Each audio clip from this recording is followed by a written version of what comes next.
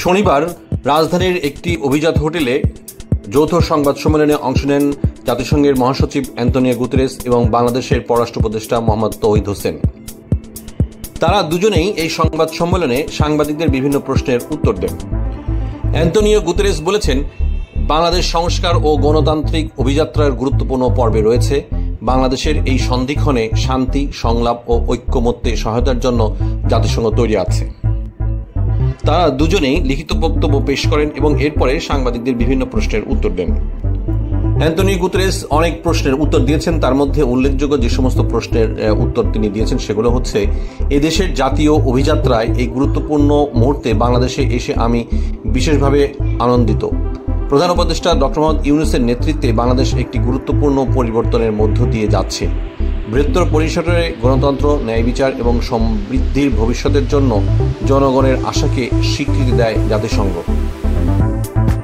4 দিনের সফরে থাকা জাতিসংঘের এই মহাসচিব আরও বলেন, এটি বাংলাদেশের জন্য একটি গুরুত্বপূর্ণ মুহূর্ত। এটি ন্যায়সঙ্গত, অন্তর্ভুক্তিমূলক এবং সমৃদ্ধ ভবিষ্যতের দিকে বাংলাদেশের প্রচেষ্টাকে সমর্থন করার জন্য আন্তর্জাতিক সম্প্রদায়কে অবশ্যই ভূমিকা রাখতে হবে।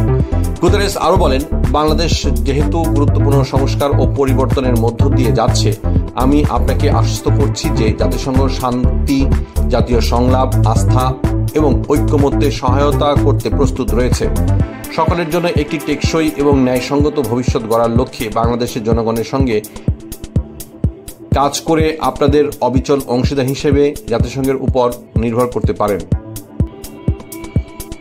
গুতেরেস আরও বলেন, প্রতি বছর আমি সংহতি সফর করি এবং কঠিন পরিস্থিতিতে বসবাসকারী মুসলিম সম্প্রদায়ের সঙ্গে সময় কাটাই।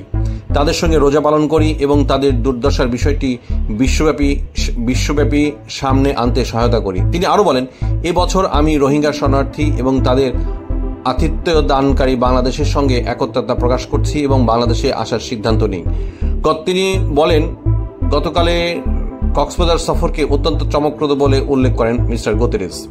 উল্লেখ করা যেতে পারে, 13ই মার্চে জাতিসংঘের মহাসচিব বাংলাদেশে আসার পর তারপরের দিন বাংলাদেশের প্রধান উপদেষ্টা ডক্টর মোহাম্মদ ইউনূসের সাথে তার কার্যালয়ে সাক্ষাৎ করেন এবং এরপরে তারা দুজনেই কক্সবাজার উখিয়াতে যান। সেখানে প্রায় 1 লক্ষাধিক রোহিঙ্গা মুসলিমদের সাথে তারা ইফতারে অংশগ্রহণ করেন। সুধী শ্রোতা, এই ধরনের নিউজ নিয়মিত পেতে হলে আমাদের চ্যানেলটি এখনই সাবস্ক্রাইব করুন এবং আমাদের সঙ্গে থাকুন।